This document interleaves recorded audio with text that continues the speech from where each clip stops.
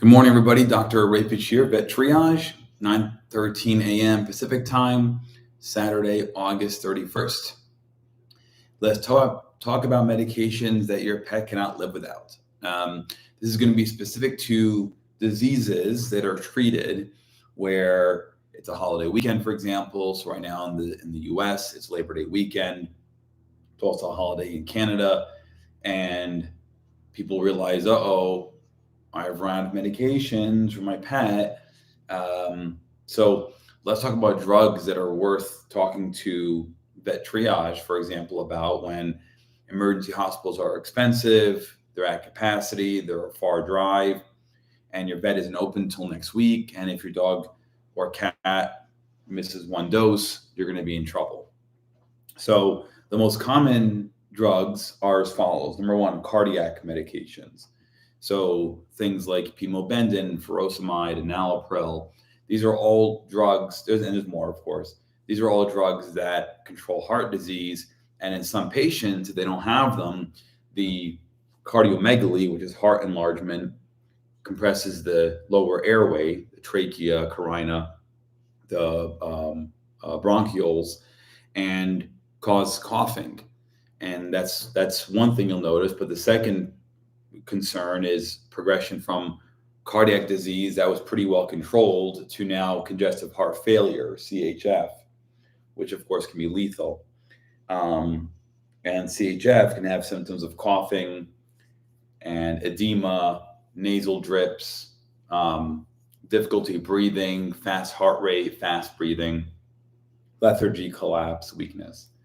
So heart medication are those kind of drugs that you want to plan ahead of time if you go on vacation, or if there's ever, God forbid, your house burns down or something. You want to have medications on hand until you get your life back in order, or until you come back from your trip. You want to have enough drugs to last you.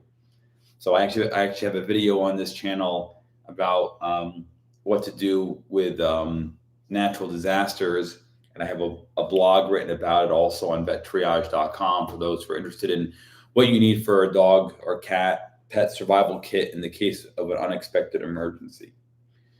Second, drugs, seizure medications. So phenobarbital, Keppra, zonisamide, there are many others, gabapentin.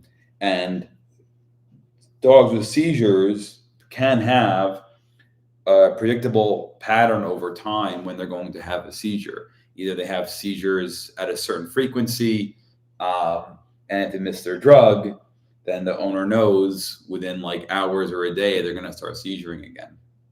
The problem with seizures is that you don't know if that one seizure is going to be it, or if that's going to be the first in many that are going to happen. And you also don't know what any one given seizure's length is going to be. The longer the seizure, meaning over 4 minutes, or the more you have in a row, so around four or more in 24 hours, you are going to be in trouble. And so your pet risks having brain damage, so brain swelling, cerebral edema, brain herniation. They don't breathe as well, so hypoxemia or hypoxia is a concern. And of course, just by thrashing around, they can hurt themselves, hurt their head, bite their tongue. So seizure drugs are another class of drugs they want to make sure you have enough of ahead of time. They're a bit trickier because they're also, a lot of them are considered controlled substances. So unlike cardiac drugs that don't require a DEA license, the seizure drugs require a DEA license. So they're a bit trickier to get. So you definitely want to make sure you have enough anti-seizure drugs to take care of your pet until your family vet is open again for refills. So vettriage.com can potentially help with that. Now, there are other drugs that maybe, and there's a ton of drugs, of course. We're just going to go through the most common conditions. So arthritis is a common disease, and I have an arthritis video on this channel. I think it's under osteoarthritis. And although it's not a life-threatening medical emergency, some dogs, when they don't have their non-steroidal anti-inflammatory or NSAID, they will become lame, stiff, not wanting to move, breathing heavy, growling, grunting, whining, pretty quick within the day, typically. for those who really rely on it. So it's another one, although it's not life-threatening, and there are other measures we can take to kind of palliate the pet until your vet's open again. Non-steroidal anti-inflammatory drugs and other analgesics are also ones that you want to make sure you have enough of. Another more broad category is immune-mediated disease. So an immune-mediated disease, any disease where that involves the immune system is attacking what is typically recognized as self, meaning not foreign. Self meaning innate to the body.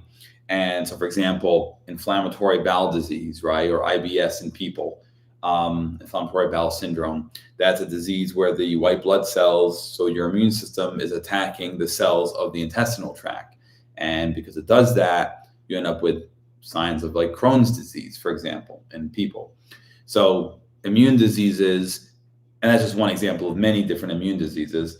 Immune disorders also require these medications consistently, sometimes for months, if not years, if not lifelong, and you don't want to miss dosing with them as well. And then a final category I'll talk about, unless folks have any questions, is drugs that you can't stop abruptly or else you'll have dangerous side effects. So a common example is Prozac, for example, which is a behavior modifying drug. It's an antidepressant we use in animals with anxiety and other types of behavioral disorders.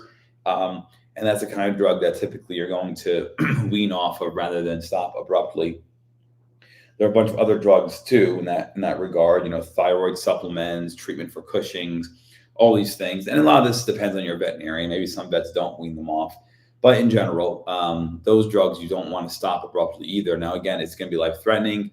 Probably not, although it depends on the disease you're treating. But if all of a sudden your hypothyroid dog doesn't receive a couple of days worth of the thyroid supplement, they're probably okay to wait. Although, again, there are emergencies where sudden drop in thyroid levels can be a life-threatening problem. So I don't want to make it sound like you can go without. You need to talk to a veterinarian and decide what the risks are with that. So yeah, and I think that's probably good for this live stream, guys. I'll be on again tomorrow, September 1st, Sunday, and we'll talk about other stuff. Thanks for those who watching the playback. Please subscribe, hit like, donate, all that stuff. See you guys in the next one. Take care. Bye.